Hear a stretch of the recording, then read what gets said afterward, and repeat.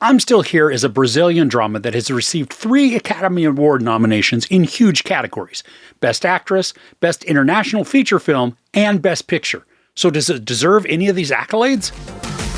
A mother is forced to reinvent herself when an act of arbitrary violence shatters her family's life during the tightening grip of a military dictatorship in 1971 Brazil. So this is based on a biography by the son in a Brazilian family who are drastically affected by the violent silencing of a dictatorship. Fernanda Torres stars as the matriarch of the family that consists of 4 daughters and a son. Now, her husband was once in politics, but now he doesn't hold any political office. This is exactly the type of film you might expect to be nominated for an Oscar. It's patient, dramatic, purposeful, and then beautifully shot. And I know that some Oscar films are very pretentious and they don't resonate well with the general audience. This one has the opportunity to really connect with you if you allow it. The message contained within the story, it's simple and relatable, and while it's filled with an overarching sadness, it's also incredibly hopeful. Now, the story uses the first 30 minutes or so to ingrain us into this family, to see their dynamics, to feel the love and the fun that they share. We get to have a sense of who they are at their core instead of being rushed through an introduction and then right into the story complications. I appreciated the time this took to get me invested, and it worked. The film presented the family in engaging ways, showing their silly sides as well as the disagreements that make them feel genuine. And the filming techniques, they also help with this. We get many continuous takes that follow a family member around the house or maybe through the neighborhood, sometimes switching to a new character as they pass in a room. This puts us into their environment, like we're sitting or walking alongside the characters, experiencing their day's movements right alongside them.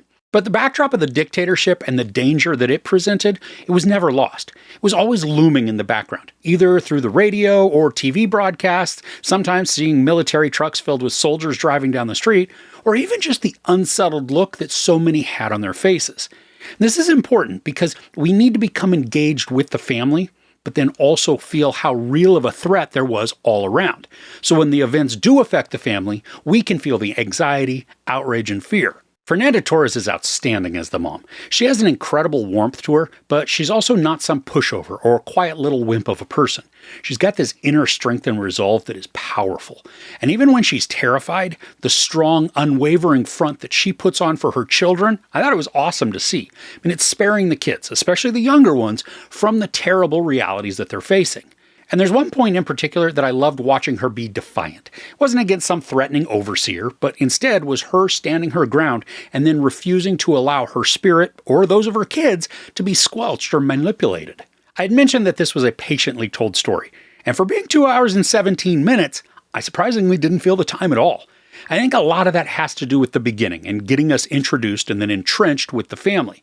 And then once the drama kicks in, it's frustrating, harrowing, but it can also get the blood boiling so that we feel the tense urgency that the family does. Obviously, this is a very political story given the circumstances, but funny enough, it never came across as having an agenda or being preachy. In fact, the focus of the story wasn't ever really on the dictatorship. I mean, don't get me wrong, we're shown how the sketchy forces work through intimidation with lawless government approval, and we're also taken into the back area interrogation rooms to question people on their supposed involvement within the resistance. But that's kind of where it stays.